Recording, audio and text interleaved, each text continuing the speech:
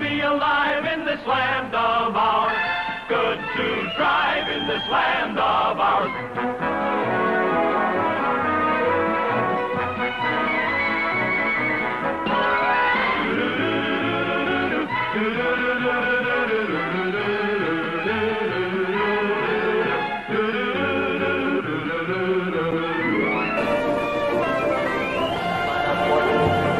Hello, Canada hockey fans in the United States.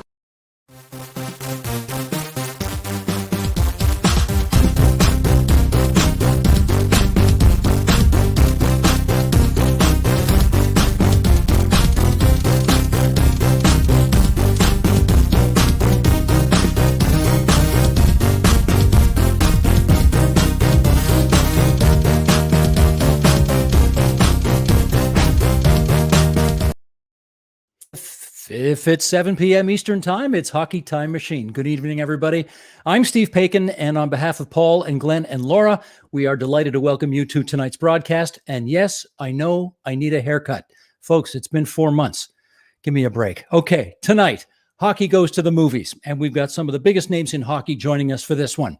Boston Bruins and Team Canada head coach Harry Sinden is with us. The legendary, terrible Ted Lindsay is with us. Soviet team defenseman Viktor Kushkin is with us. And the up-and-coming talented Maple Leafs defenseman Billy Duke is here as well. What a lineup we've got tonight. Well, actually, hang on. We do have a little fessing up to do here. We don't actually have those four gentlemen here, but we do have the actors who played them in the movies. And with that, we welcome Art Hindle. It was 50 years ago this year that he played the unforgettable Leafs defenseman Billy Duke in the movie Face Off.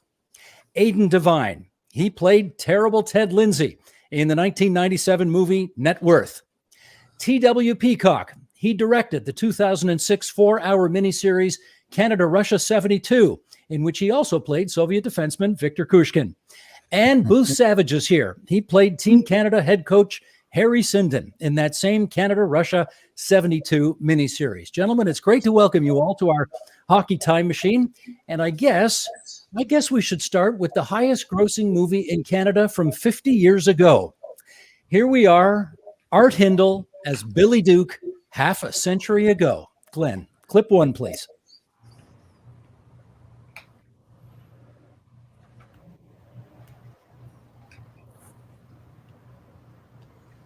Do something, Art. Come on, Glenn. Me to reenact it? Come on, Glenn. That was a fantastic throw to clip. Let's go. Let me grab my stick. Art, you stick handling for you. Oh, no.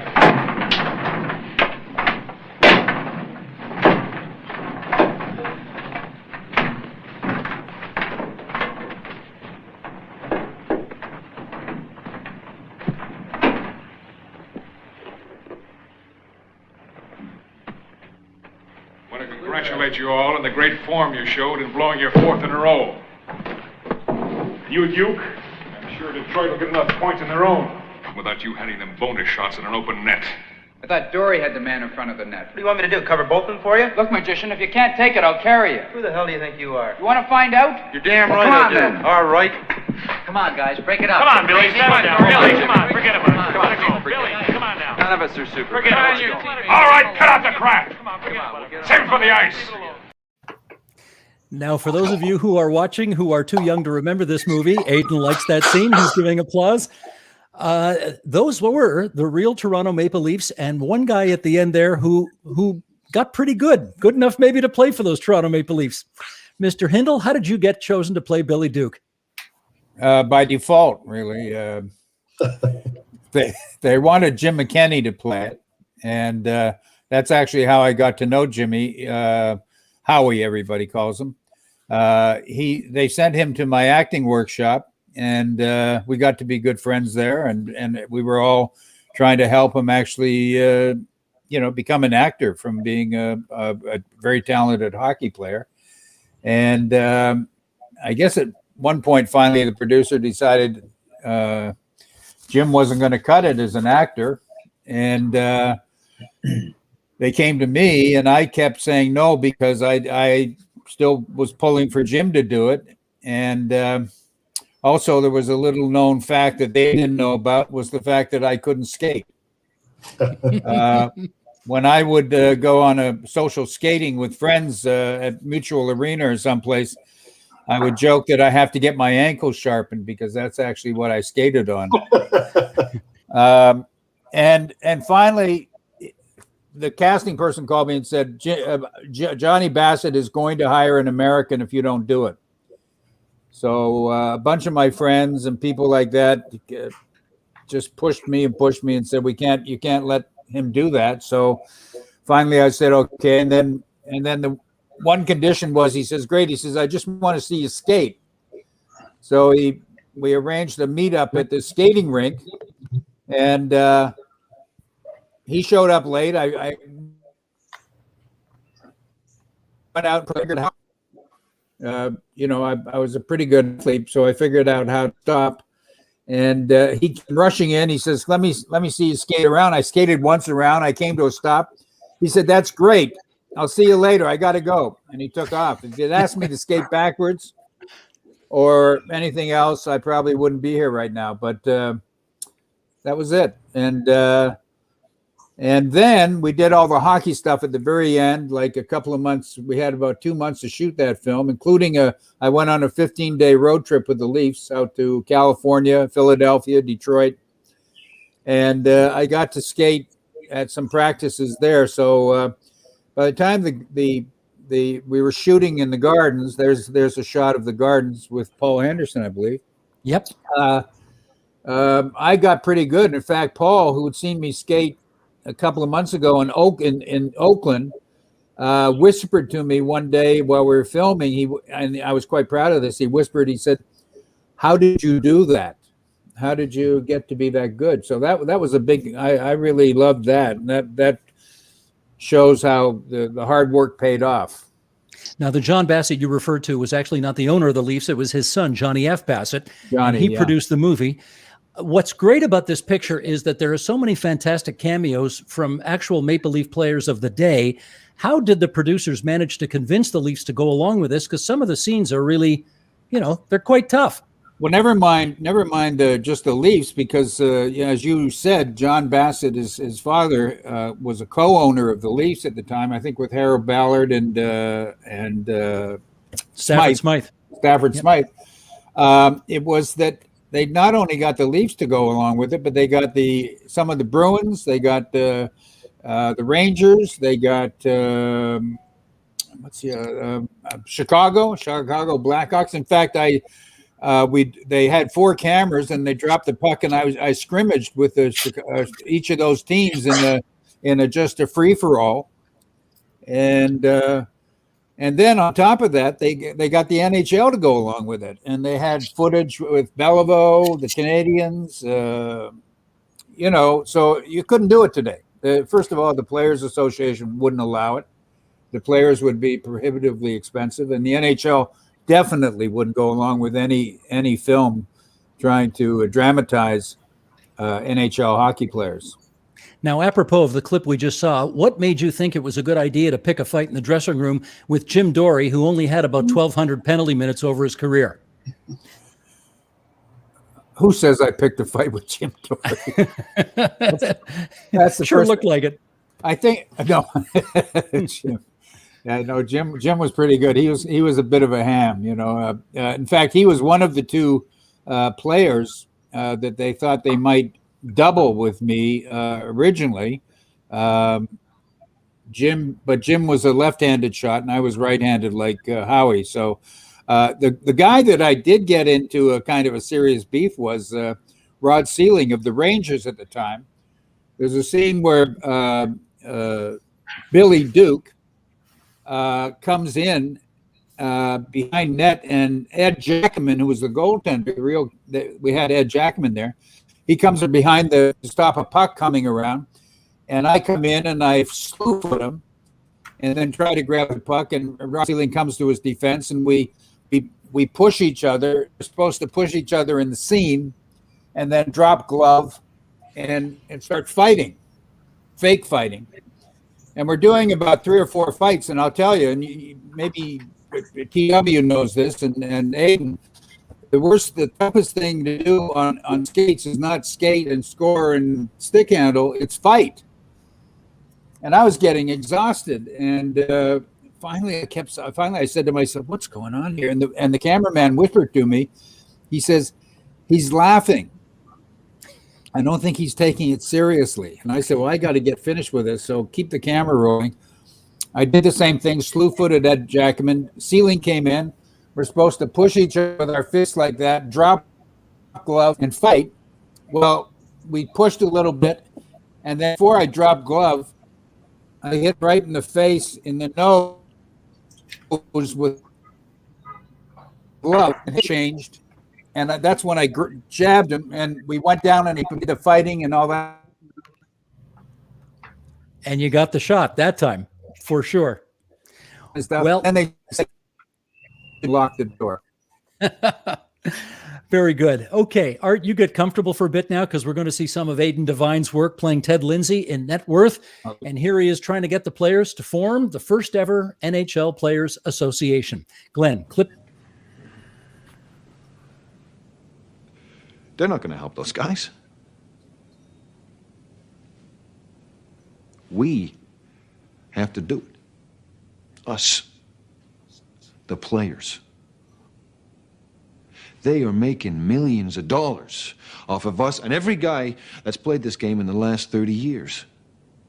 And until we stand up and say, this bullshit has got to end, they're just going to keep on walking all over us. There'll be nothing to stop them. Aiden, how much contact with the real Ted Lindsay did you get before making this movie? Wow, I don't know, but that's a lot of hair. Wow,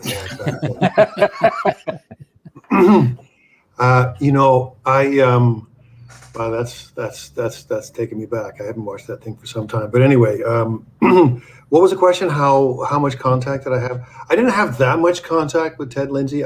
He was around, and I did get the opportunity to chat with him on a few occasions, and ask him questions about how things were back then, and I was always really basically kept on asking him about the fighting because that's what he was famous for, and that's what my character in the I was playing Ted Lindsay in the thing, and he was a fighter, but he will always look at me like just like a little smile, a little sly smile on his face, and just like, oh, I never did any of that. I never did any of that fighting. I'm like, come on, man, you got to give me something. He goes, oh no, I never did any of that. He just would never admit to doing any fighting. I didn't understand why, but I knew he was. You could tell just from the way he carried himself that he was a tough character. Well, they may have called him Terrible Ted, but in actuality, I think he was only about 5'7". How tall are you? Oh yeah, I'm 6'3". Okay, so don't take this the wrong way, but how did you get the part then? I have no idea, man. Listen, down on his knees. Listen, I was asking the same thing because I'm auditioning for this thing. He was supposed to be 5'7" and like 145 pounds or something like that. And I was 6'3". But I've been told by I'd auditioned for another hockey movie a couple of years before that, the Spinner Spencer story. So they knew me at the CBC, and they were kind of lining me up for this thing. And the casting director, very kindly, a woman named Robin Cook, she's still a casting director. As a matter of fact, I have an audition for her tomorrow morning. She lied. She lied to the producers and the director about my height. She said I was 6'1". And the guy playing Gordie Howe, which I thought I would have been more suited for being so tall, he was actually only 6 feet. He was like an inch shorter, a couple of inches shorter than me. And anytime we were doing anytime I was in a scene with him, I didn't know that she'd lied or all this stuff. I didn't know how to have this part. I was always trying to slouch. Whenever I was in a scene with Kevin Conway, who played Gordie Howe, I was always kind of slouching like this and trying to like hang back like that and lean over to one side so nobody could ever really tell that I was like 3 inches taller than Gordie Howe. Okay, well, we're going to take everybody back now to what was just simply Well, if you're of a certain vintage, the most important hockey series that ever took place was between Canada and the Soviet Union in 1972. And here's what some of it looked like through the lens of T.W. Peacock. Clip 3, Glenn. Recovers the puck, cleared on the right side without even looking. Varlamov goes down over the line, cutting in around Ori and shot it. Varlamov went right around the Canadian defense, Ori. Carlos up in my ass. To give the Soviet a 3-2 lead. Okay, TW, let's start at the beginning. How did you get connected to that project? Well, I just want to say we had the same problem because Booth is probably 3 inches taller than Mark Owen, who was playing John Ferguson, and Sinden is 5'11", and Fergie was like 6'1" or 6'2". So we were putting Mark Owen on a quarter apple to try to make in the first couple of days to try to make him look the same height, and that kind of worked for a while. But then when the cameraman tilted down to show that as a joke, Mark got a little upset, and so we couldn't do that anymore. So then we just said, "To hell with it." Sinden's taller than Fergie, but that was. Sometimes you have to go with these little inaccuracies. But yeah, to answer the question, I had tried to get this done a couple of times and failed. And then I heard that some people were doing it down east, and I knew a couple of them. So I called them and I said, I have to do this. I have to do this. You have to hire me. I'm doing this movie. I'm the only person in the country who can possibly do this movie. I have to do it. And they were like, whoa, okay. Meet some people and jump through some hoops. So we did all that. And I got on really well with one of the producers who I hadn't known, Barry Dunn. And we had a good meeting, and we just sort of made eye contact. And I could tell he was like, yeah, you're the guy. So why did you feel you had to do it? Because I just have had a life as a shitty hockey player, and it's just been incredibly important to me. And it was just a great marriage of film and hockey, my two of my great loves. And I also knew that they wanted to do it in a kind of a pseudo documentary style. So, and I had done a lot of that too. So I just felt uniquely suited to do it, and I really, really wanted to do it. And I knew that I was just going to give everything I had to it, like nobody's business. And so I got the gig, and it was a big thing for me. It was a real honor to do this. There are some obvious logistical problems when you're trying to make a movie in 2006 about a hockey series that takes place in 1972. I mean, where do you go to get 30 or 40 sets of skates from that long ago, or sticks from that long ago? Well, we shot in Fredericton, which was good for a few reasons. I thought it was crazy at first, but it turned out to be really good for a few reasons. We had the sticks all made. We had the helmets made. I have one of them here. We had these made out of fiberglass. They were plastic, but we had them made out of fiberglass, and they were like totally unsafe. And all the Russian guys were wearing them, and it was very unsafe. But sometimes you have to make sacrifices. The gloves, the costume department went out, bought gloves. Some they had to paint, and you can see the cuffs. They sewed the longer cuffs on because even in 2006, the cuffs were already really short. So we added, they hand sewed all the cuffs on the gloves. And you had to get that you see that sort of check pattern that we all recognize from that era. And then the skates were the other huge challenge because all that technology has changed. And so the costume guy was from Toronto, not a hockey guy. One day, and he started driving around in rural New Brunswick going to sporting goods stores, and he came back one day and he was freaking out. He goes, "You will not believe what I found." He drives me out to his car, and his entire car was full of boxes of mint condition 60s, 70s era hockey skates. That one shop, he found one shop, and this guy had this inventory, had about 30 pairs of these skates. So we doctored those up a little bit, and sometimes we would take the blades off and attach them to better boots, because we were in the equipment for, sometimes 10, 12 hours a day. So it had to have some safety measures. But it was a massive effort on the art department and the costume department. Well, let's take a look at some of the work of the man that you got to play Coach Harry Sinden from Team Canada. Here's Booth Savage in Canada, Russia, 72. Glenn, next clip, please. It's a tremendous honor to represent your country.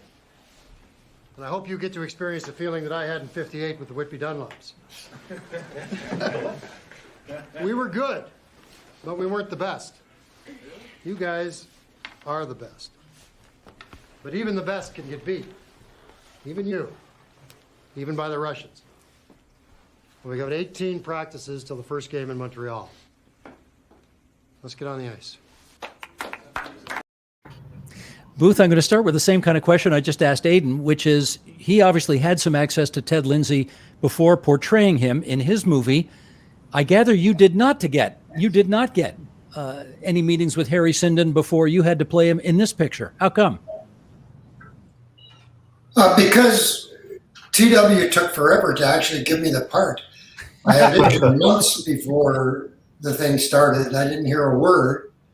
Months went by after. In fact, at my audition, while I was in the middle of one of Harry's big speeches, I don't think it actually made the movie, but in the middle of the audition, somebody's cell phone went off, and it was a horse neighing was their cell phone name.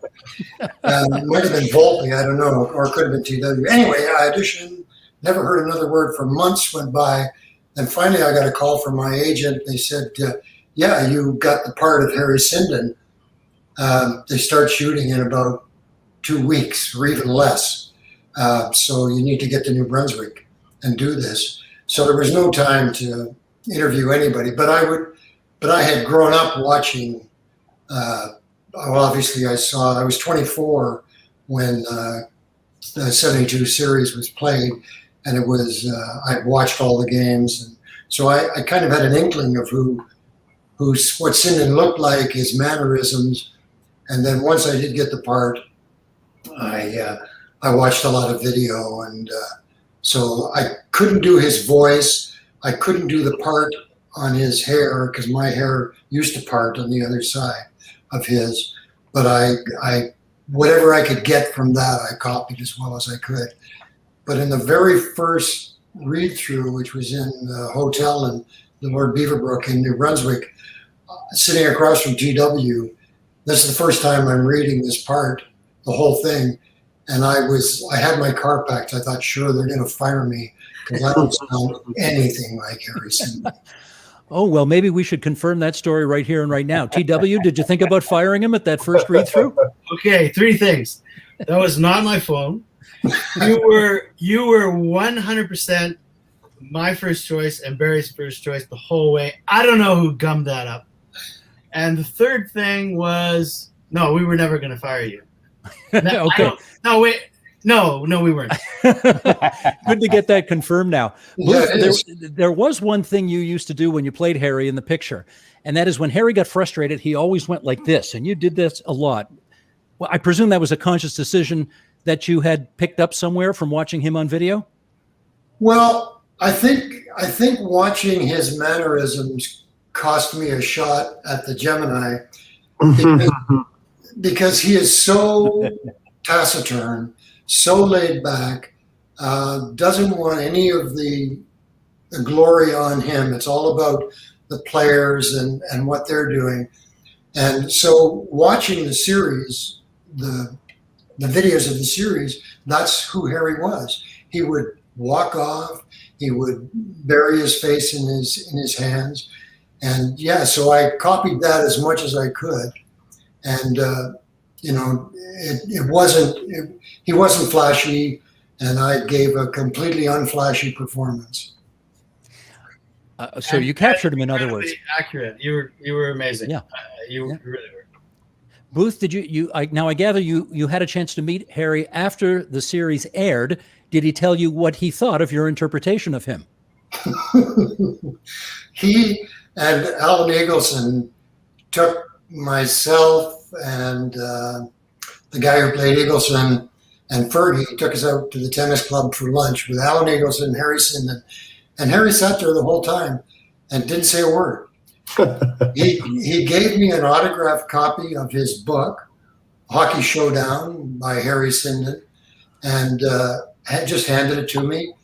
He didn't say anything. He was that guy. He was that laid back. And Alan Eagleson said, "Yeah, you're more Harry than Harry." So I took that as a great compliment. But Harry the only thing he talked about was, I forget which goalie it was, that the Leafs were trading to the Bruins or the Bruins were trading to the Leafs. And he said, no, the kid can't play. And true enough, he couldn't. Well, you must have nailed the part, because I gather they asked you to play Harry Sinden again in the second Don Cherry movie. And what happened after Cherry saw you at the hotel you were both staying at? Yeah. The guy that played Harry Sinden in the part one of the Don Cherry story, I guess wouldn't do it for the money they were offering. And of course I would.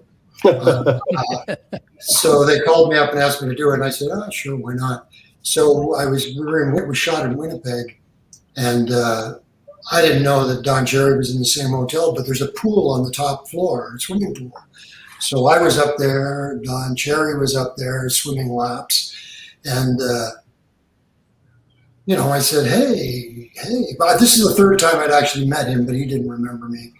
And I said, hey, I'm playing Sinden in the movie. He went, yeah, okay, good. Turned away and got out of the elevator and I think that there was some animosity between Harry and Don kind of confused me with the real Harry, which is a testament to my acting ability, but frustrating. Yeah.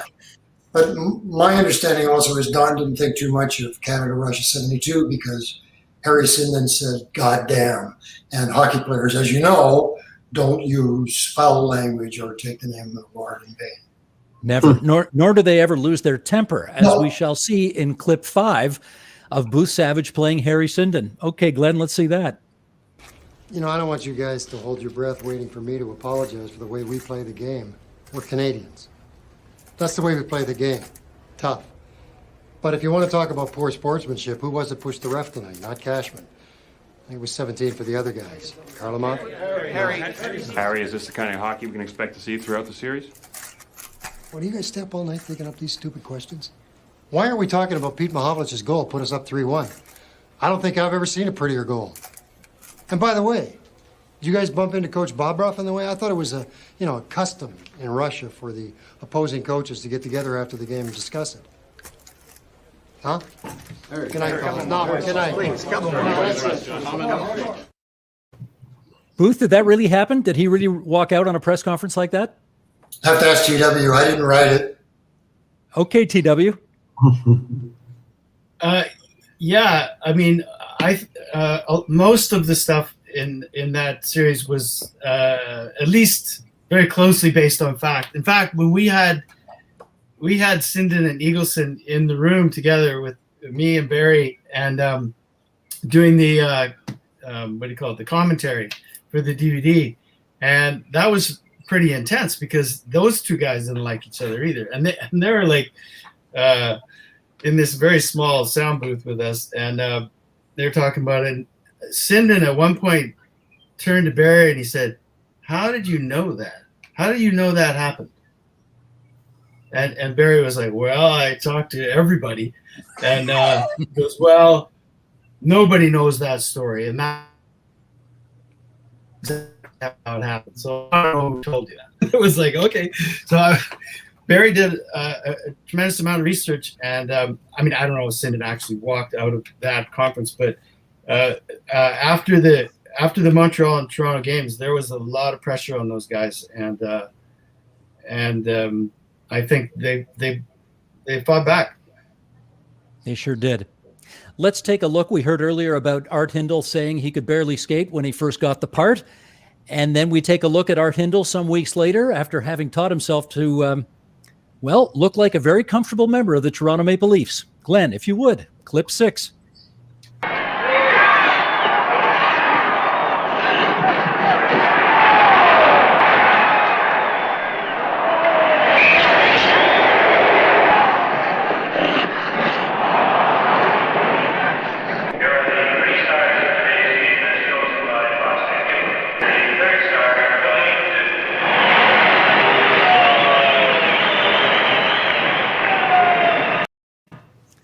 Okay, first things first, Art. Was that really you skating in against Bobby Orr? Oh yeah, that was me. Yeah, that was me playing both parts. That wasn't actually Bobby. I played both those. Kind of did a little CGI, early CGI on that one.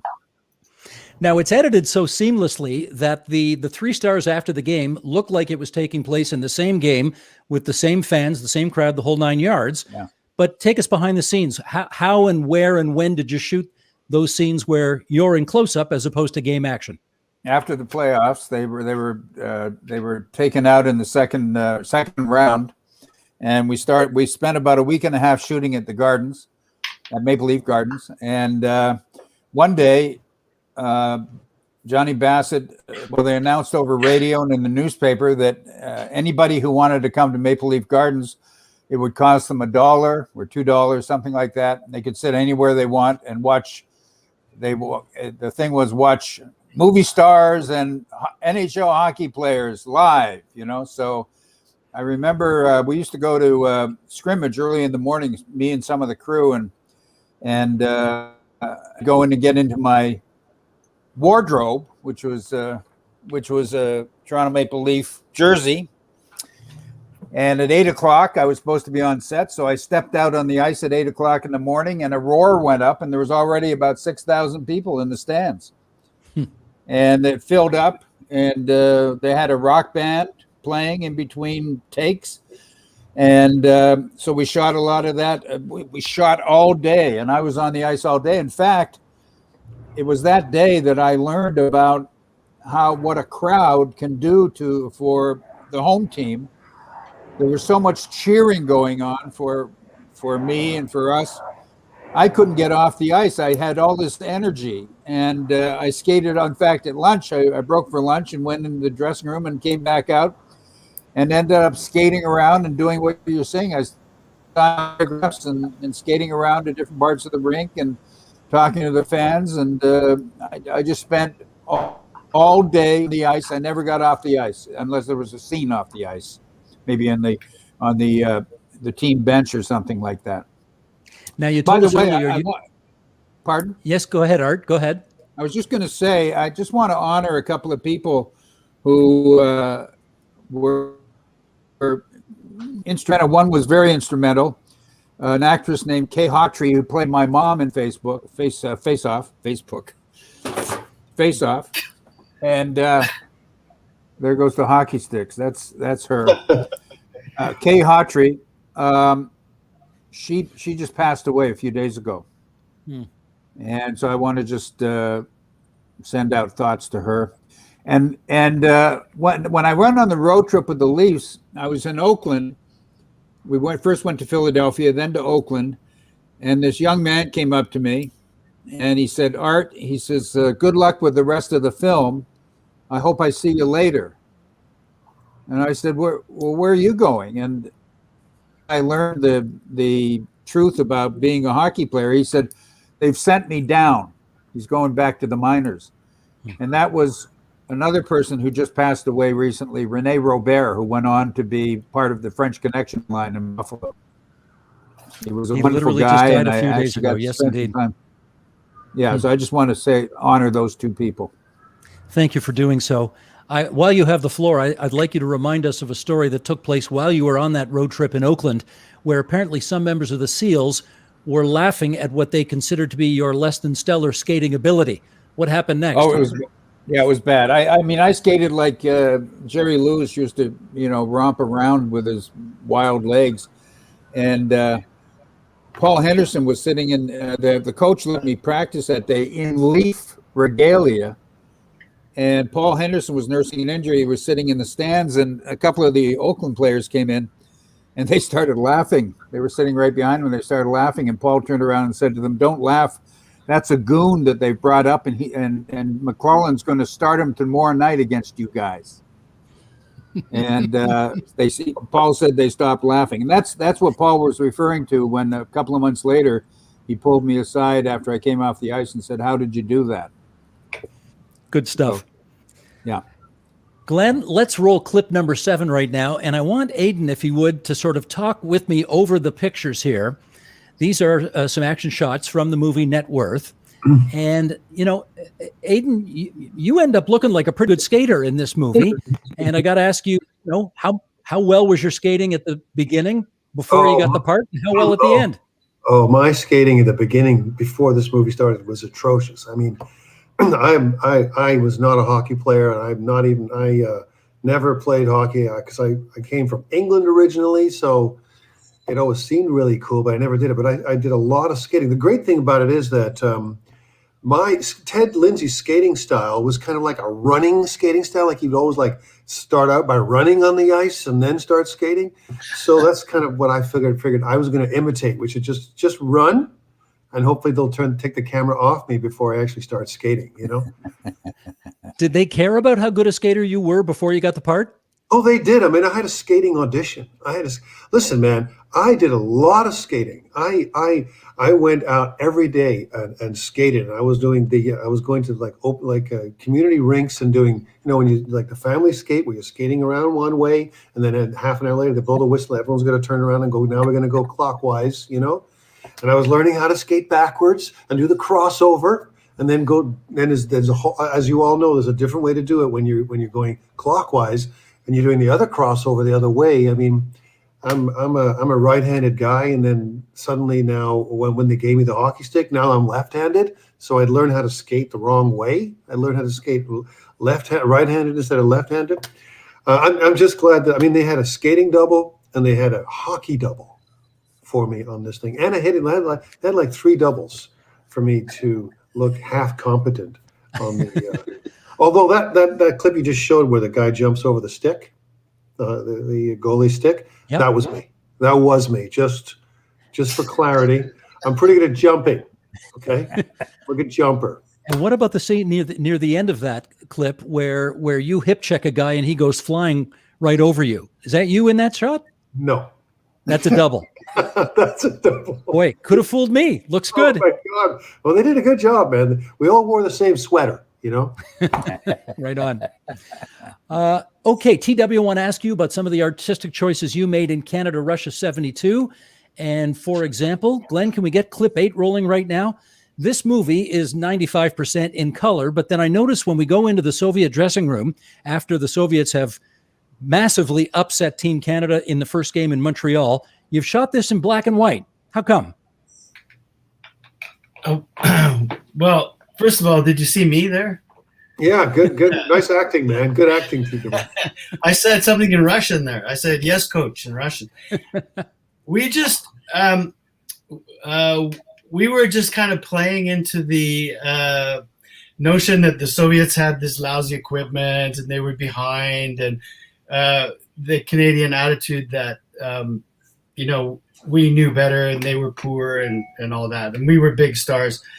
So we kind of played into that. And it was also part of the idea that this movie was supposed to be as if someone had found all this footage that someone had shot during the series that no one knew anything about, and then had cut it together as a movie. So it was a sort of like a lost documentary. And so we just said, okay, well, the Russians, the Soviets shot in black and white. Out of some kind of cinematic purity or something, I don't know. But it's and plus I thought I looked better in black and white. Understood. We're going to check out another memorable scene now from Canada, Russia 72. Glenn, let's roll clip 9, please. Now what do we got? What the hell is this?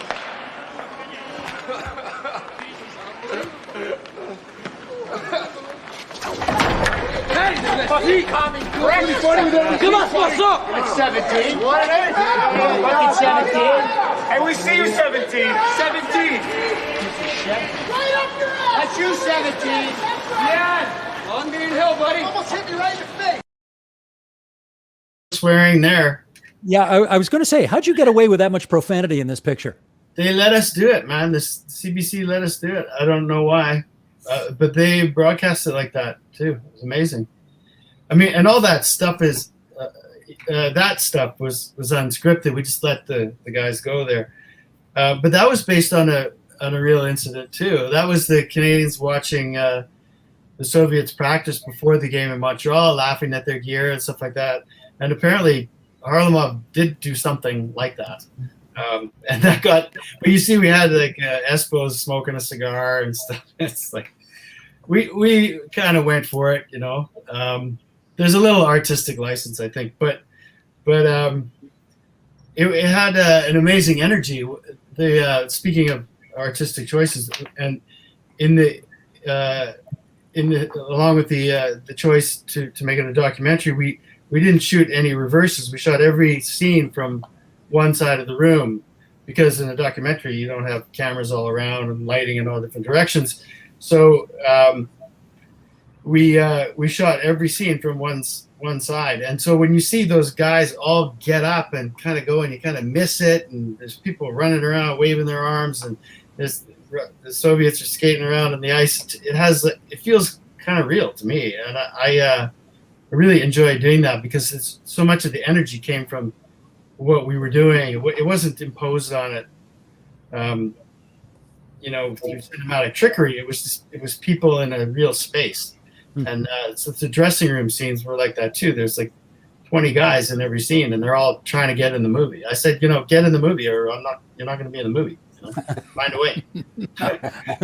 Very good. Aiden, I want to ask you.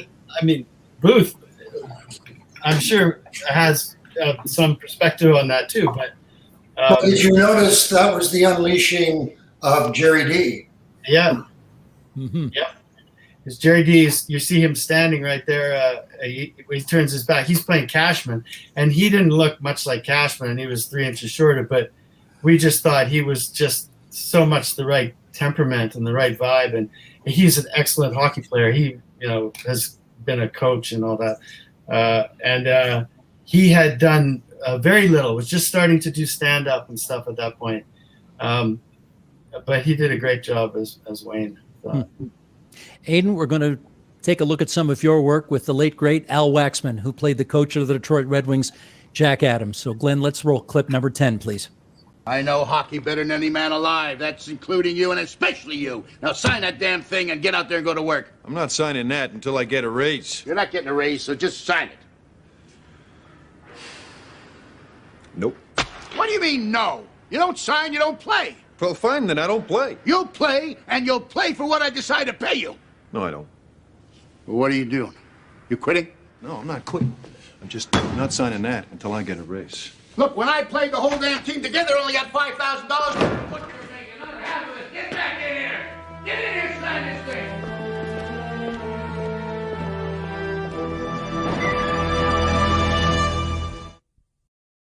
Well, that scene. That was great. Yeah, that scene was very emblematic of the very tempestuous relationship your character and Al Waxman's character had throughout. How well did you know Al before you got the part and before he got the part? I didn't know Al at all. I knew his. Obviously, I knew who Al Waxman was, but I never met him before. And he was an amazing actor. And I know King of Kensington and a couple of other things he'd done, but I didn't know what a force he was as that character and as an actor. He was. Every time I did a scene with him, if I didn't have every single duck in a row, if I had full concentration and full prepared, he would have wiped the floor with me on every scene. It was And that was the relationship that the two characters had, and it was surprising that was the relationship that we had. Really, not off screen when we were just hanging around. Although we didn't do much chit chatting, but maybe he did it by design. But I had to be ready. All of us had to be ready when we were in a scene with Al Waxman, because he was a powerhouse and he had every angle covered. And if you weren't there, you were wasted. Is that to say he was difficult to work with? No, he was not difficult to work with. No, he was not difficult to work with. He was a dream to work with if you were prepared. If you weren't, and it was an adversarial scene, it was over. Nothing could save you. I learned a lot from working with him. No, he was not difficult to work with. It was a learning experience, and it was a joy, really. Booth, I want to ask you about. You played Harry Sinden, but is it true that you actually wanted to play the Alan Eagleson role before you got the part? Well, the guy who played Alan Eagleson did win the Gemini. So, it's a flashier part. He's a more controversial figure. He's more out there. And I thought, yeah, I'd rather play Alan Eagleson. And I thought I looked more like Al Eagleson, which of course I don't. I look exactly like Harry Sinden. But it was just one of those things, one of those lucky breaks you get. So begrudgingly, I went in, and on the way to the audition, I was caught in traffic because I lived outside the city. And I was caught in traffic, and I went, "Oh, the hell with this! I'm not anything like Harry Sinden. I'm not going to even bother." And I called my agent, and I said, "I'm going to be late. I'm not going to go in." And my agent at the time said, "No, Booth, they'll wait. Go in." And I did, and didn't get to play Eagleson, but maybe in another lifetime. TW, was there ever any consideration to reversing the roles, maybe having Booth play Eagle and having Judah play Harry Sinden? Honestly, I really thought Booth was perfect for Harry, and then when Judah came in and read for Eagleson, he was packing the Eagleson bud pretty good. So honestly, Booth was to me the absolute choice. I never thought of anybody else, actually. Very good. Art, I do want to talk to you about the fact that even though Face Off is a hockey movie, it really is a love story at the core of the story. And, well, here's what we mean. Let's show some of this. Clip 11, please, Glenn. And this would be the wonderful Art Hindle and Trudy Young, his co-star in the movie, who plays this musician who's a little bit flaky and a little bit on marijuana much of the time. And, well, Art, I gather this was not one of the real hardships of playing this part. It's a stuntman. Where did Art go? Have we lost Art? Oh, no. Now, this happens from time to time, of course. We're all at the mercy of Wi-Fi. And, okay, I think the fact that I don't see Art here means I think he probably lost connection. So we're going to have to get him back in. And then I want to play that clip for him again because I want him to see his 27-year-old self making out with Trudy Young. I think he'd enjoy that.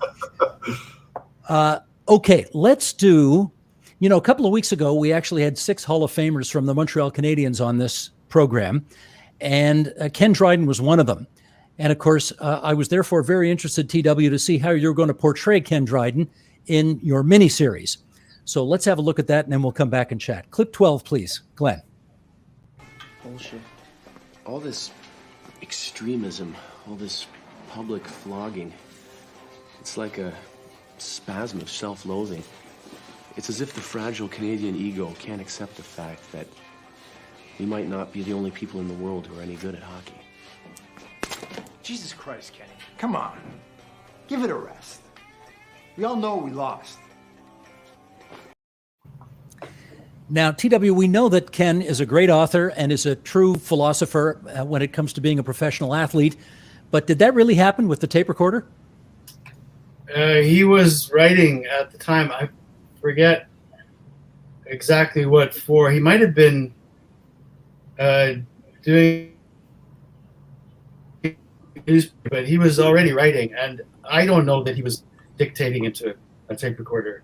in the dressing room. But we do know that he got some stick for speaking to the media more than anybody wanted him to, and for saying stuff like sensitive stuff like that.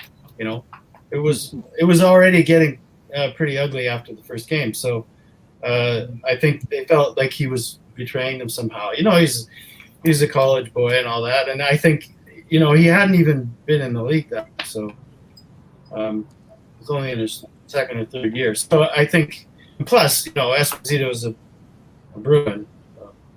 So there was a little animosity there to begin with, maybe. Yeah. Dryden always went his own way. So now, because you're portraying real people in your miniseries, I gather you had to get the actual Team Canada 72 guys to sign off on what you were doing. Oh, great. Art's back. We're going to play that clip for him again in a second. No. Wait, Steve. Yes. Steve, I saw the clip. I saw it already. Oh, okay. Yeah. So hang on. I was on I went to my phone after my Wi-Fi failed here at the house, and then I saw it, but you couldn't hear me or couldn't see me. So now I did see it, so we can talk about it. Okay. Let me just finish up with TW, and then I'll come right back to you.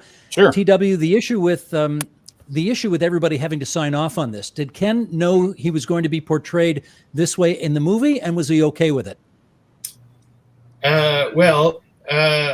All the 72 players, all the Canadian players are represented, were at least, I think they still are, by the same agency, which is, I can't remember the name of it, but it was pretty, all that agency did was represent the interests of the players, because the players had never, they all got paid $3,000 and they didn't get the rights to anything. And Eagleson, you know, it made some money and the players didn't.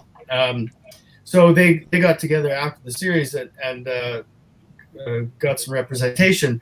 And that's one of the reasons why it took so long to make a movie about this, was because you had to secure essentially the permission through this agency of every single player on the team.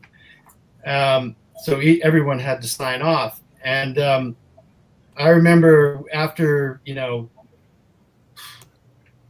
months prep, we're just about to start shooting, and Barry, the producer, is not around, but I see him kind of sneaking into offices and like talking on the phone a lot. And I was thinking there's something going on. I wasn't really sure what was going on.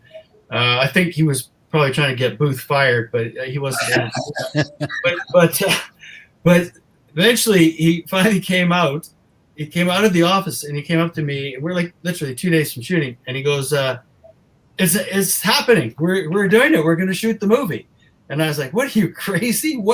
How is this, how do you, I'm glad you didn't tell me that already. So he goes, what had happened was everybody had signed off except Dryden. And he was the last man to sign. He was holding out for like 3 weeks or a month after everyone else had signed. Do you know for what? He wanted to know more. He wanted to know what it was. He's a careful guy and all that. And he actually phoned up Gabe Hogan, who played him. And so Barry had to call. This was before he'd given permission. He asked for Gabe's phone number. So Gabe is sitting at home waiting for Dryden to phone him, because he wanted to talk to the guy who was going to play him. And Gabe didn't know the whole series was hanging on this thread. So he waits, and then phone rings, and it's like, hi, it's Ken Dryden, and Gabe's like, yeah, and he just sort of said, how are you? Yeah, it's good. Yeah, and so you're gonna play me? Yeah.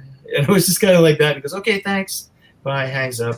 And then apparently he phoned Barry, and that was kind of the last thing. He wanted to talk to the guy who was going to play him, and then he signed, and then we got to make it. But luckily, I didn't know that, because that would have been very upsetting.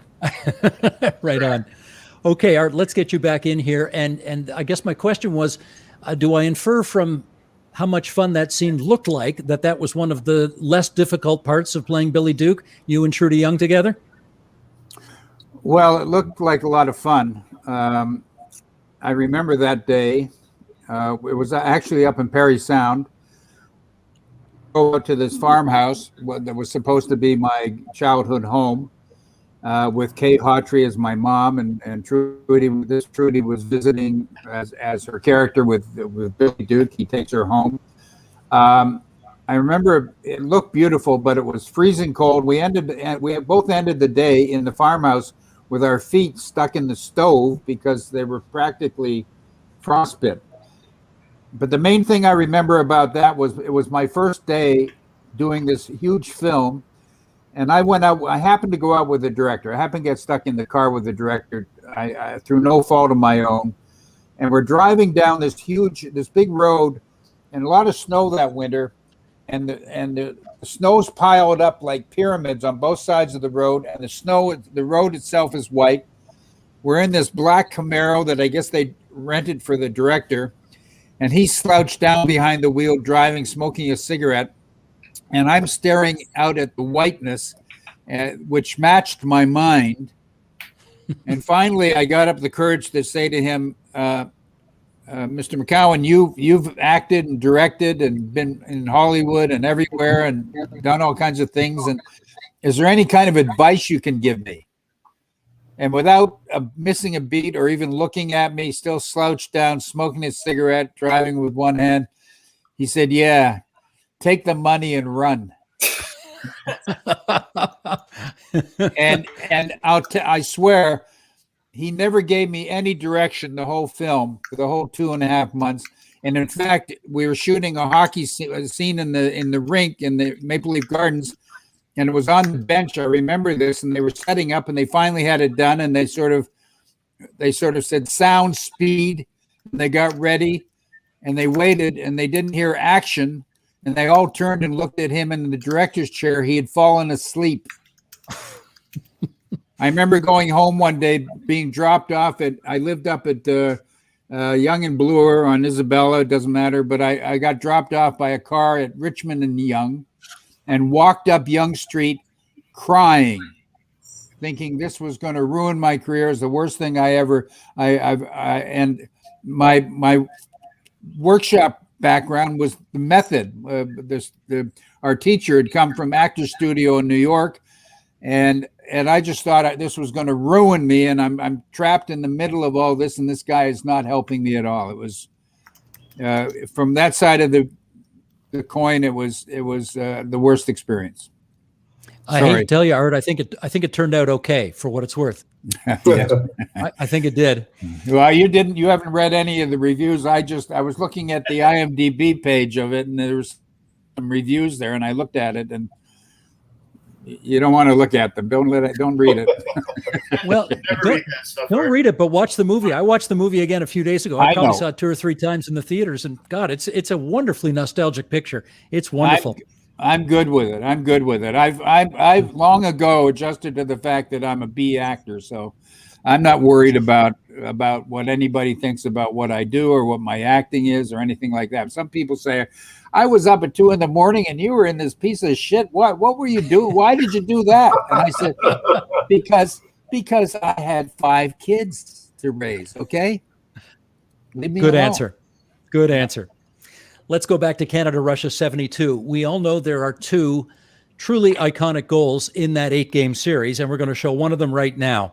Glenn, let's go to clip 13, please.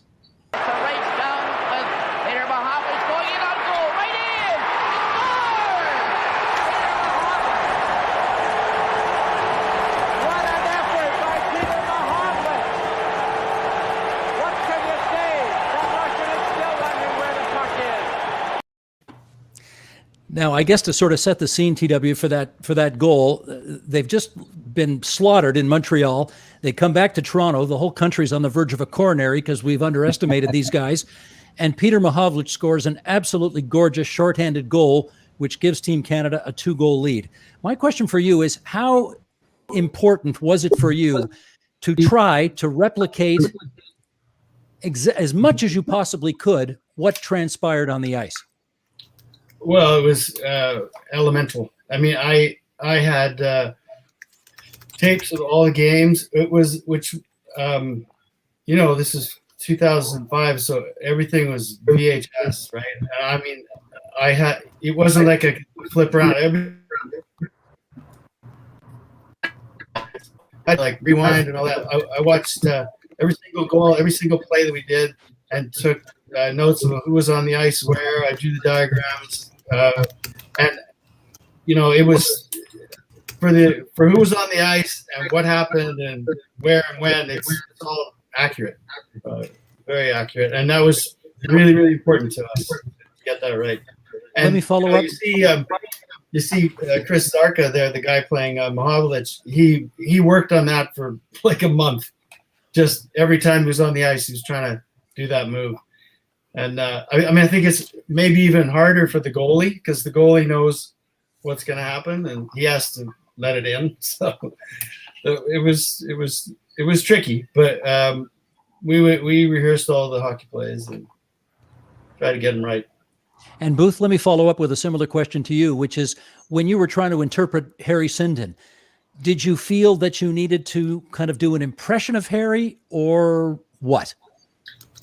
Well, that was the tricky thing, because I knew that I couldn't do.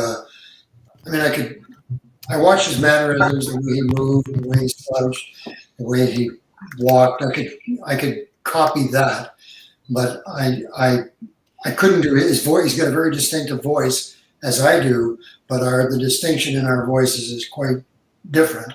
So I knew I couldn't do his voice. So I was worried about that, but it didn't seem to bother anybody, so I got away with it. Did you get much direction from TW on how he wanted you to play him? You know what? I've worked with George McGowan too, which is the director that Art was talking about. And George would sit in his car. At the time, it was later in his career when I worked with him. He would sit in the backseat of his car and direct, and he just yelled action or had somebody yell action for him. And TW, as he said, all of the stuff with the hockey stuff was painstakingly directed. All the actors got the benefit of TW's wisdom, his expertise, and his friendliness. And with the coaches, he just kind of, he's a great director. He's a world-class director, and I benefited greatly from his total on-hands commitment to my performance. Lovely. Let's go back to Face-Off. And there's a scene late in the picture where Billy Duke and George Armstrong, the actual captain of the Maple Leafs, are having what for the time must have been an extremely candid and unusual, for sure, to see portrayed on the big screen, conversation about the reality of being a professional athlete. So let's run that. Glenn, clip 14, please. Easy on that hand. Maybe you don't care, but the team's going to need you tomorrow night. What am I, some kind of bum boy? Yes, sir. No, sir. Anything you say, sir. You're a slave. By choice. We all are.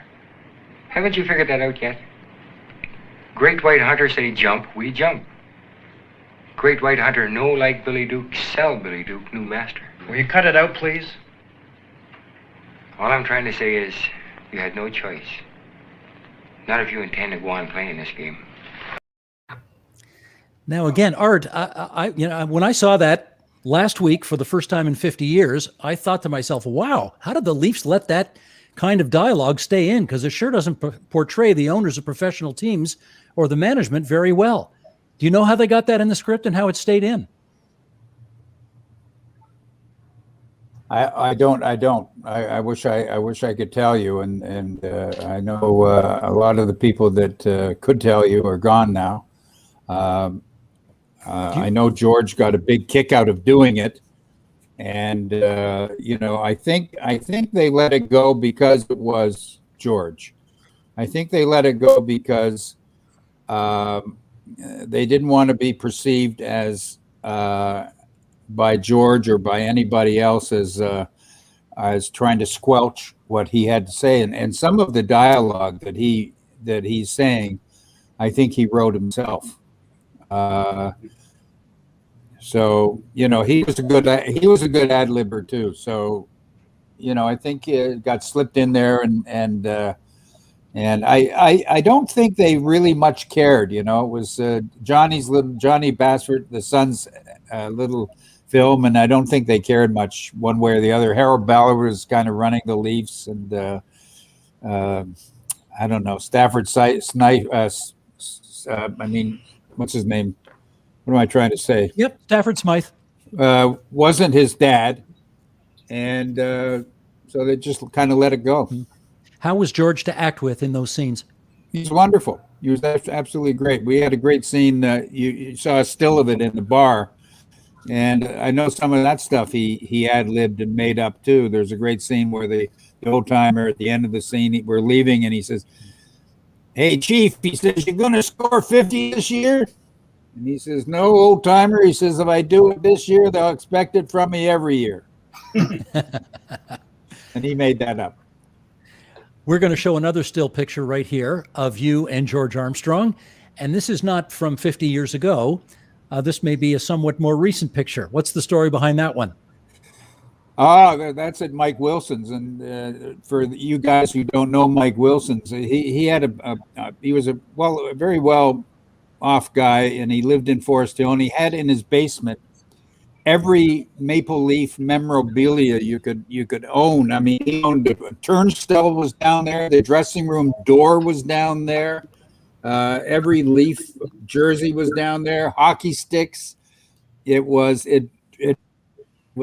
dripped Toronto Maple Leafs and also Notre Dame, because he was a Notre Dame fan. But now it's in a museum someplace. But that was and he used to have all these get-togethers, and that was a get-together. And George, who became very reclusive late in his years, he came out a couple of times, and they put us together. And it was old home week. George gave me a big hug, and we sat and talked for a while. He was reclusive, partly because he was taking care of his wife, and he's just everything that a human being should be. He's a wonderful guy. I love him. Now, Art, you were telling us earlier about a fight scene that you had to do with Rod Sealing, and you had another fight with somebody else in Face Off, and it wasn't a player. Glenn, clip 15, please. Let's look at that.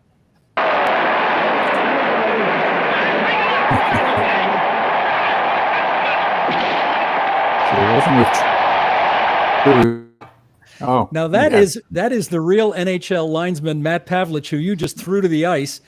That looked real serious. Did he get hurt doing that? No, they had him padded up, and that's what happens when day players try and give me a hard time. I may be a B actor, but I'm not going to take it from a day player. I'll tell you. Okay, Booth, let me get you back in here, because I do want to ask you about another role that you played in a hockey movie. You were sort of kibitzing with us earlier that you didn't get the Gemini for this because you went for the part in this movie that had less range. But you did win the Gemini for playing a guy named Felix Baderinsky in the movie version of Roy McGregor's book called The Last Season, which is essentially the story of an enforcer whose life takes a very tragic turn. Tell us what you loved about playing that part. It's the only time I've ever, as TW said about wanting to direct Canada, Russia, I read Roy's book. When I heard they were making a movie, I knew I had to play Felix Baderinsky. Just the story, everything about it just spoke to me on a level that it's difficult to describe, but I just loved it. I loved the pathos of Baderinsky's life. I identified so much with that character, with Ontario and Canada, and working your way up, fighting your way into a life, and then and then the tragedy of the superstition bringing him down, and the fights with his father. It just was probably the greatest experience I've ever had as an actor on television. As much as I enjoyed playing Harry Sinden, all of that was fabulous. Baderinsky for me was just the best experience I've ever had. I loved every second of it, although I got hurt many times, both in the hockey scenes and in the off-screen stuff. I broke my ankle. And it was hit at everything. I even got photographed by Harold Barkley. And for those of you who are old enough to remember the Star Week and the Star Weekly with the pictures of hockey players in the middle section, like the big fold-out pictures, those were all taken by Harold Barkley. and he took my picture for that movie. It was, yeah. I hope I get to do something like that again before I skip off to the next level. What happens to the shooting schedule of a movie when the lead character breaks his ankle? I had a cast on me. In fact, it was the Leafs orthopedic surgeon who put me back together. I had a couple of pins put in my ankle, and then they shot everything from the waist up. But all the hockey stuff was done. We were back from Finland, and it was all just studio stuff. And so they just shot me from the waist up. Were you satisfied with your acceptance speech at the Geminis? Not at all. It's one of the most, it lives with the total embarrassment of that lives with me to this day. I made the lamest joke that anybody could ever make. No one spoke to me afterwards at the banquet. It was just, I'm not going to repeat it. It was so humiliating. I want to know what it was now. Worst of all than that was that I thanked everybody and their brother except Roy McGregor. So Roy, if you're watching this, thank you for the great opportunity to play your guy, Felix Baderinsky. I missed you on that night. I'm sorry. I'm going to send him the link to the show to make sure he sees that. That's okay. That's good stuff. One more for you, Booth. You played, I guess, hockey in a kids' league in London, Ontario, where you lived for a while. Anybody famous you play with? Yeah, I played, and in fact, on a breakaway, I was playing goal for some reason. I thought I'd give goalie a shot, and Don Luce came in. Don Luce, number 20 for the Buffalo Sabres, came in on a breakaway. I don't know, we were 9 or 10 years old, and took a shot, and it hit the knob of the goalie stick, and I made the save, but it was the end of my professional hockey dreams. And just watching Don, I thought, no, I don't have a chance. Could you tell at 9 or 10 that he was destined for something bigger? You could. Even then, he had bad knees. I don't know if you know Don, so you know he had wobbly knees. But even as a youngster, he was all braced up, and but his skill level was so superior. You could tell this guy was destined. All right, let's go back to net worth. We're going to check in on Jack Adams and Ted Lindsay, who had a very, very alternatively loving and alternatively tempestuous relationship. And let's see Aiden and Al Waxman at work once again. Clip 16, please, Glenn. And every one of them would give his left not to be a Detroit Red Wing. You understand what the hell I'm saying to you guys? They won't be much use in the NHL without their balls, Jack.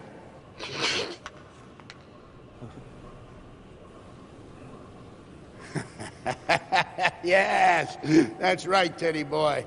And neither would you be. Could Ted Lindsay really get away with that kind of stuff? Oh, those are the lines in the film. That's what I had to say, and I guess that was one of the main reasons that they had such a tempestuous relationship. Ted Lindsay did not do everything that he was supposed to. He did not behave the way he was supposed to behave as far as towing the line with the brass. So I think that's one of the reasons that made him the guy that tried to start the union in the first place. It was Al Waxman in this movie was, to me, was spectacular. And that was that scene the clip there. That was the first scene of all the scenes that we shot in the whole movie. That was the very first scene. We went out to, I think it was Barrie, and we're in a hockey arena there for the practice arena, and we did all this skating around, and then we shot that scene. And Al Waxman just comes out and just blasts us all with this speech, and that was something, man. We're like, okay, we're making a movie here. We are making something. We're making a movie, Would you, just sort of put us behind the scenes, would you have gone to Ted Lindsay at any point during the making of the picture and said to him, Ted, did this really happen this way? Or did those kinds of conversations happen? No, I never asked him that. I never asked him. I mean, like, would this happen? Would this really happen? Yeah. I wouldn't have asked him that, and he wouldn't have told me. He wouldn't have told us. He was very careful about what he would say about what we were doing. and how we were doing it. He made sure that he's incredibly for the the feisty fighter guy that he's purported to be. He was an incredibly gracious man on the set, and humble and really gracious. Any question you asked him, he would always he would never question anything we were doing. Even if you pressed him, he wouldn't do it. He wouldn't do it. He was, I think he was there to give us support rather than anything else. Would you say you two became friends over the course of making the movie? I wouldn't say we became friends. I mean, I was scared to talk to the guy half the time because I'm playing it. I am playing him, and to be honest, sometimes you don't want to. Well, I say you don't. I don't want to. I've done a couple of historical things where the people that were involved that I was playing were there, and I learned pretty early on: don't ask unless you know the answer. Don't ask the question, because if you ask a question, would you do it like this, and they say no, then are you allowed to do it like that? You can't really go against them if you ask them, would you do it like this? What happens if you don't want to do it the way that they said it would happen? What happens if they say, no, we would never do it like that? I learned that when I did a movie called Dieppe, and I was playing another character that was very insubordinate to the brass. And I said, would this character ever do this? They go, no, the character would never do that. So I'm like, okay, now how do I keep playing this character? And it's written this way in the script. If these guys are going, no, that would never happen, So you have to be careful what questions you ask while you're doing it. I mean, when you're doing research, it's okay, but when you're shooting something and there are actual people there that either you're playing this person or you're playing somebody like this, you got to be careful what you ask them right on the spot, because then you got to go right away in real time and do it the way that they said it would never be done. So, you take your chances, right? So it's sometimes it's an uneasy sort of juxtaposition, uneasy relationship. You have to be careful and play it all the time, As we saw from that. Mind them for what you can get out of them, but you have to remember you're making a movie, you're telling a story. So, right. As we saw in that last picture of you, that last still shot, you spend a good chunk of this movie with blood all over your face. How much time did you spend in a makeup chair to get ready for all that? Oh my God. It was, almost every time I was on the ice, I had blood on my face. So yeah, that's blood's not very hard. You just got to trickle it down. Then you got to keep it looking the same. So if it's trickling, it's got to be trickling the same in the next shot, or maybe just a bit more. It can't be less. So, you spend half the time just trying not to move, because I don't want to be the one that wrecks this for everybody. I don't want to be the one that causes us to be out of context or out of continuity. So you're just holding, freezing. I want to go lay. Okay, you can go take a break for 2 hours. Lay down. I can't lay down because I got to keep this. I would ask Art the same question. Wasn't it difficult to keep your hair the same? All that hair the same? Or both. You can ask both. Job? I mean, come on, man. That's not easy. I mean, what do you take a roll call with this stuff? What is that? My hair has its own IMDb page. Well, I do note Art Hindle, as they said in the old Rocket Richard commercial, 2 minutes for looking so good. Not bad for a guy who's about to turn 77, if I may say so myself. Wow.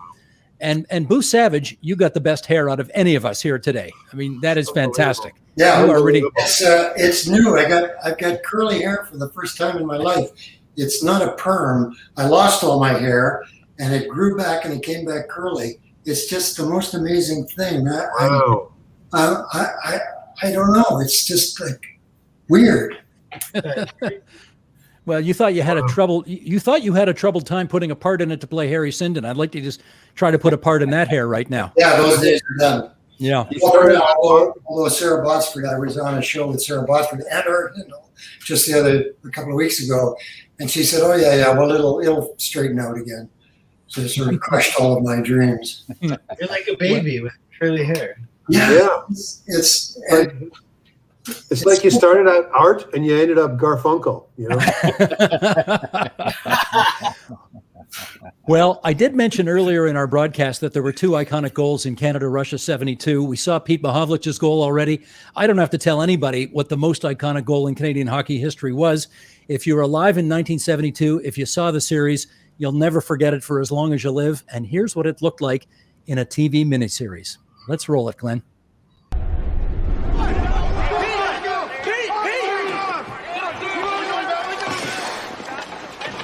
Why'd you take me off? I didn't take you off. Boyer has it on that wing. Here's a shot. Henderson made a wild stab towards Feld. Here's another shot. Right over the score. Henderson has scored for Canada. Henderson right in front of the focus goal. 34 seconds left in the game. An absolute mob scene over Paul Henderson, as there should be, but you can't underrate the effort again of Phil Esposito. He gets the puck, he fights for it, he gets it back in front of the net.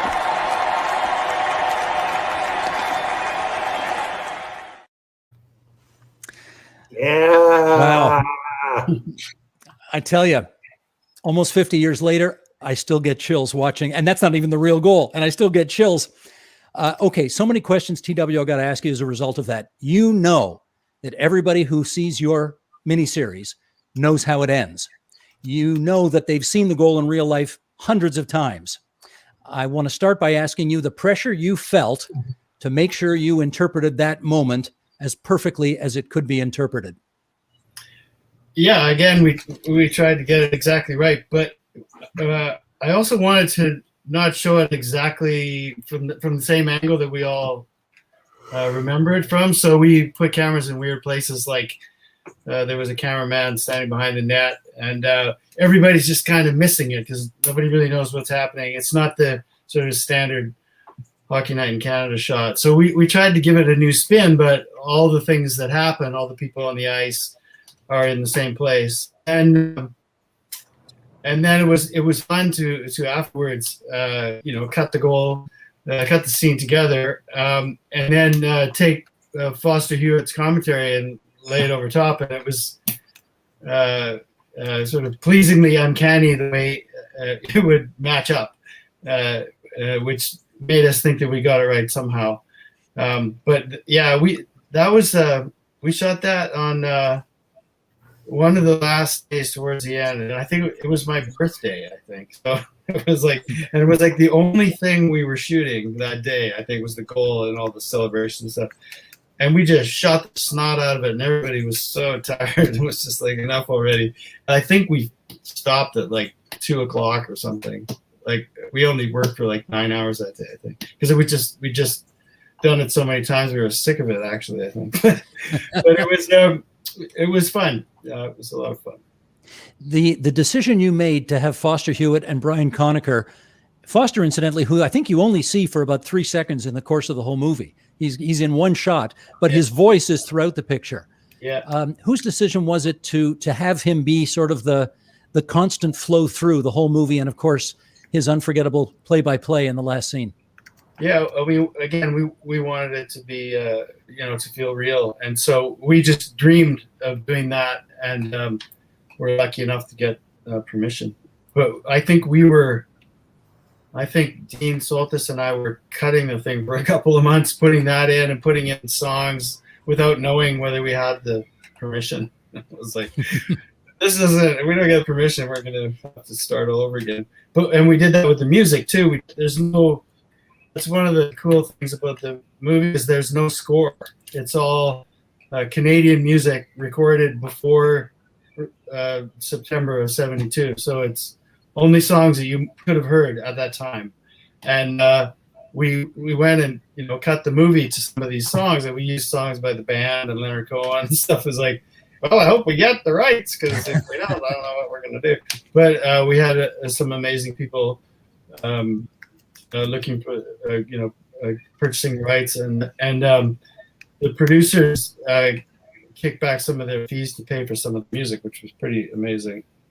Yeah, the Guess Who's in there. The 5-man electrical band's in there. Lighthouse, if I recall, is in there. You got all the iconic bands. Yeah. Did you ever have a private screening for the Team Canada members to show them the miniseries? Yeah, at the Hockey Hall of Fame, we showed the second part at the Hockey Hall of Fame in, I think it was March or something of 2006, before it was broadcast. And yeah, Cornway was there, Bill White was there, Paul Henderson was there, Walter Gretzky was there, Dick Irvin was there. There were a bunch of other players. I'm not sure. I can't remember exactly. There were probably 10 or 12 players there, and a whole bunch of the actors were there. It was phenomenal.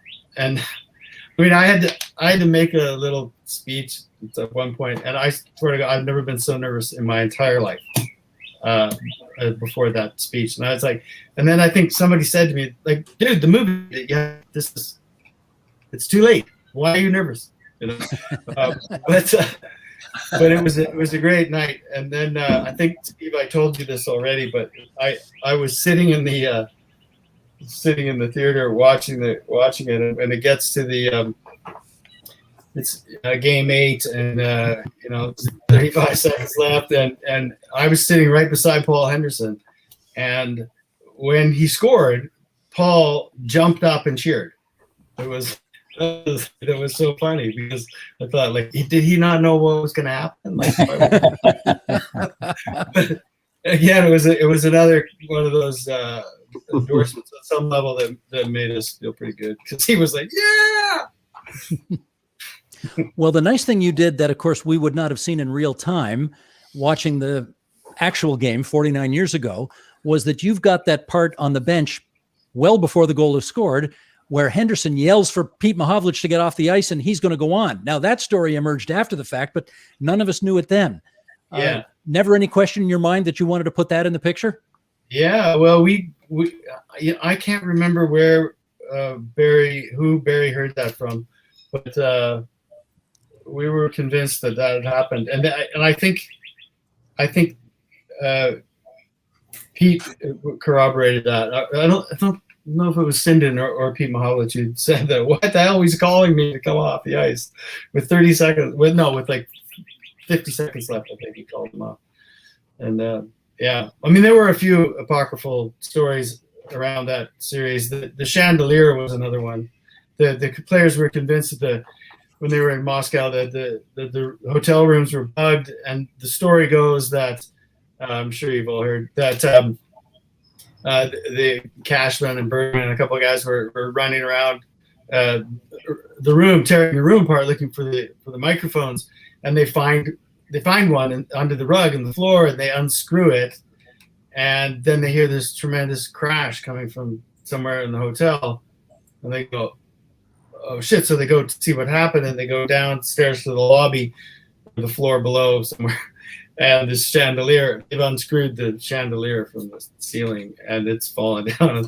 And I have heard that that's not true, but we decided to do it anyway because it's part of the lore. So we put that in.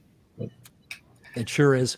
Yeah. I just want to finish up here on I guess giving our audience some sense about how much you guys actually know each other, and whether you have or how much you have actually worked with each other. Aiden, have you worked with these other guys? I've worked with Art a few times and never enjoyed it. Just kidding, of course. It's always a great pleasure and joy to work with you, Art. And Art and I are golf buddies. We do quite a bit of golfing together. We have over the years. As a matter of fact, I started golfing on a picture we were doing out in Winnipeg, and I golfed almost every day out there. So you can imagine how many lines I actually had to say in the thing. So, but Art and I go back a long way. I've known Booth I've known him for a long while. I don't think we've ever worked together, but we run into each other here and there. And the same is true with TW. One day, man. Booth, how about you? You work with these other guys? One day, no? I've never worked with Aiden, as he said. Art and I did an episode or two of ENG where I played a baseball player. For some reason, I get these athletic roles. I don't know why. But also, I wrote a play, a filthy play, a few years ago called Pillow Talk. And we did it at Summerfest. Is that what it's called? Summerworks. And Summerworks. Because I couldn't talk to anybody into directing it, I had to direct it. Art starred in it with my wife and Mark Humphrey, also from ENG. And then just, as I say, a couple of weeks ago, I played his ex-wife's new husband on Holly Hobby, which is a kid's show. So, but Art and I go way back. TW and I worked on a picture, God, I don't even know how many decades ago, when he was, were you the Tad or the third or fourth AD on a film called Mountain? Yes, and I must have treated him okay because he did hire me again. And then also we did was it Blue Murder where I came in? Yeah. For a hospital. Yeah, and MVP we did. And MVP, there you go. And that's what I was. Yes, we did work on that. Sorry, man. Aiden played an aging hockey player who fell off, got hammered, and fell off the second floor balcony and died. In the first episode. In the first episode. It's the pilot. Yeah. You were the guy who was going to buy back the team for for himself, but he died. Yeah, it's tough to die in the first episode of the series. It was horrible. And then they used my face on cans of drinks that they were selling. For the rest of the show, I was all over it. Big life-size pictures of me. Yeah. And I just want to say that you had a big funeral.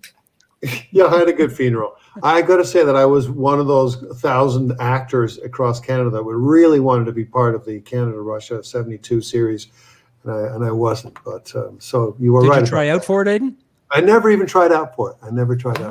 Maybe they thought I was all hockeyed out or something, or I didn't look like anybody. Or they realized the whole too tall thing was a ruse, I thought that I got the part because of the last season when I played a hockey player, tough guy hockey player, and nobody had ever seen it. Art, how about you? I saw that movie. Art, have you tell us about your collaborations with the other guys here, if any?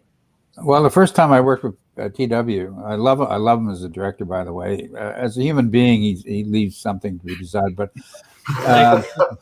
first, that's because he's a jock. They're it's anyway. Says the guy who tried out for the Toronto Argonauts one time. Yes. Yeah. I did get cut. But the first time was on a great series called North of 60, and I had a terrific role. I did I don't know, half a dozen shows or something, and that was the first time I met TW, and I think we clicked, didn't we, TW? It was we had a gas. We always have a gas. Yeah, and then he and I, we worked together. Didn't we work on MVP? Yes, we did. Yeah, so that was a hockey series. That's so weird. I don't know if anybody can hear me. Everybody here worked on MVP. And then I thought Booth was in that too. Booth, did I miss that? Were you in it? No, I was in MVP. I played a cop. Yeah. So I remember you being in that. You were the evil owner. I was the evil owner, and I remember we were doing a film of a hockey game, and I was in the owner's box and doing a scene talking to some underling. But watching the game, and they had an assistant director with a stick with a tennis ball at the end of it, and going back and forth with that, and we had to, so we could both watch the same action and everything like this. And it's very disconcerting when you're trying to be dramatic, and you're a B actor, and you have to work with a tennis ball, as the third character in the scene. So. But no, TW and I always have a lot of fun, and as they all will tell you, I'm a kind of a jokester on set. I love laughing and making people laugh and being the brunt of the joke if I have to be. So yeah, we're all a pretty tight knit group here in Canada, Steve. Well, since we've talked about ENG and MVP, the last question of the evening should be, I guess, about TW. What does that stand for? Terribly witty. No, it's Thomas Walter, and those are my grandfather's names, and my parents called me TW from the day I was born. Terrific. It's not an affectation; it's a burden. Well, I've worked with TW's dad in another series called Chasing Rainbows, so I have that connection as well. Wonderful. Well, I'm going to ask Glenn to put the slide up so we can remind everybody of the work that we have been talking about tonight. Face Off, which came out 50 years ago this November, Canada-Russia 72, Net Worth, and the last season. And let's give props to Roy McGregor tonight. Let's not forget it was Roy who wrote that book. And gentlemen, this has been just so much fun and thoroughly nostalgic. And this is usually the point of the evening where we ask our behind-the-scenes producers to come on and do a couple of minutes of chit chat as well. So can I get Glenn and Laura and Paul to come on in? And there's Glenn. Glenn, what do you want to add to tonight?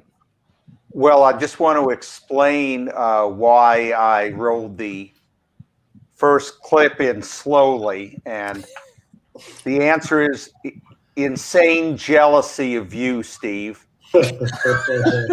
Because you got to have all these great people on and have so much fun with them, and when you go into your garage, you'll find your tires have been slashed too. Now that's a great trick, because I know what these guys don't know, and that is you're coming to us from Seattle tonight. So how you managed to pull that off, I got to find out. I know people. Oh, you know people. Right, very good. Now, Laura, is Paul going to come in as well, or we don't have enough slots? He is right here. Oh, he is in. Okay. I'm right here. There you go. Okay, Paul, your comments, please. Well, I thought this was fantastic. I've actually been involved with the movies as a hockey consultant with the Rocket movie, with Don Cherry 2, and with the Sawchuck movie, Sawchuck, yeah. And so I know what it's like when people complain. They say, well, that wasn't exactly like it happened, because you can't get it perfect. I remember getting a call from Montreal when they're filming the Rocket movie. They're asking me, which way did this guy shoot? And I told them, and they said, oh, they sent us the wrong guy. But it's not a big deal. And I always wonder, why is John Ferguson shooting right-handed in Team Canada 72 when John Ferguson was a left-handed shot? But no big deal. We did the same thing in Hockey People's History with Larry Kwong. People complain about everything, but the movie is so good that actually I actually asked Barry Dunn if I could help with this 72 movie, because I was such interested in it. And with 50th anniversary coming up, there's more talk about it. Maybe you guys can rerun that on CBC or something. But anyways, you guys were fantastic. And I've known Art for a while. And that was my aim, to bring him back with George Armstrong at that Marley reunion at Mike Wilson's place. I wanted to get those two guys together, and that worked out well. And Aiden, I sent you the making of Net Worth. You'll see it. I got it. Yeah, thank you very much, man. Well, and I like to, and Booth never did say why his first name is Booth, but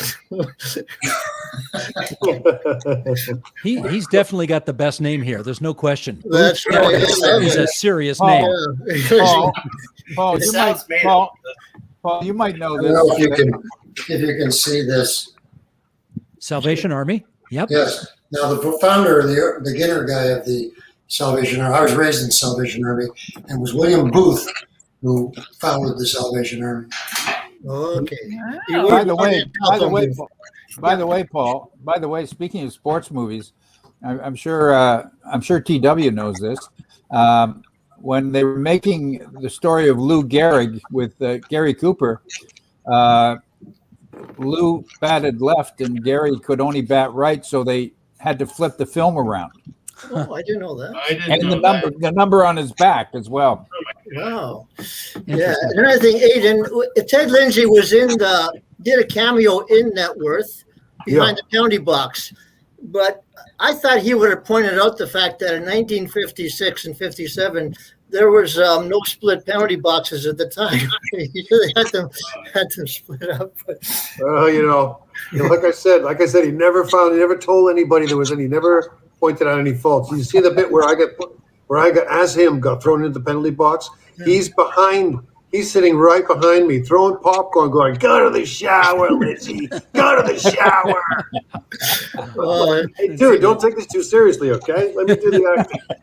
Well, he was a tough guy on the ice. You know, he made it look small, but he was pretty tough guy, and remarkable man for what he tried to do with a presentation. Oh yeah, against all odds. Amazing. Oh geez, yeah, and he did it really well, and he paid for it. So did those other players. Yeah, that's right. So it was a movie that had to be made. Yeah, he's pushing a big rock up a steep hill, and all the power to him. Yeah. Can I add one thing? Please. TW may dispute this, but this is a definite memory I have. When trying to figure out the style of how to do the movie for all of us in it, because there were a lot of, nobody was quite sure. And TW said to us at one point, he said, "This is a war movie. Think of this as a war movie." And it just made everything crystal from that point forward. You just carried on like you were in a war story. It made it so much easier to act after that. Well, that's what Phil Esposito said. He said they were at war. Yeah. And I think, and I, as I say, I was 24 at the time, and what that meant as a Canadian young man to win that series. We didn't, especially as a Canadian actor. I think Steve was talking about this. We were trying to develop a Canadian culture, different from British and American, and this was something that was so Canadian and so gave us something to cheer for. It was breathtaking, that game 8. To see that win, it was unbelievable. The feelings that a young man. The country was coming of age. Right? Yeah, for the whole country. Yeah. I once asked Ken Dryden what was the golden age of hockey, and he said whatever you were watching when you were 12 years old. And TW, I think you and I were 12 years old in 1972. So that's why this has such a place in our hearts. Yeah, I have a question for TW. You made a composite character of the lady who was the liaison between them. I thought that was brilliant. It really came out really well. And people don't know that she didn't really exist, right? No, she was completely made up. But we did amalgamate a couple of real people who were working with the team. But yeah, it was just a choice again. Yeah. We said it was all deadly accurate, but I mean, she embodied the spirit of basically the government of Canada, and Sonia LaPlante was her name. So, I met her at premiere. And the scene at the end when they came out on the ice after they won, well, that didn't happen either, but it was kind of nice to see that. Oh yeah, to the Leonard Cohen song. Yeah, that was pure poetry, man. Yeah, so good stuff. Boy, I love your movies there. we thank all four of you for the great memories. I don't know if it's poetry. That's great. Yeah. Okay, Laura, come on in here and close it off for us. All right. So thank you so much for joining us tonight, everyone. If you liked our program, can you click the like button down below? That helps us out. Also, if you want to subscribe and then click the little bell, it'll notify you when we go live. And it also helps us out as well, and we appreciate it. If you're going to join us on the Zoom and you don't have the link, could you please email us hockeytimemachine@gmail.com. And thank you to Glenn and Paul and Steve for making this all happen this week. I didn't do much this week, so it's all you three. So thank you so much. That was great. It was Steve's idea. And Art really helped out getting the rest of you guys. We really appreciate all the help we could get. That was a wonderful show, guys. Aiden, TW, Booth, Art, thank you all so very much. Thanks, guys. You guys see you after the COVID.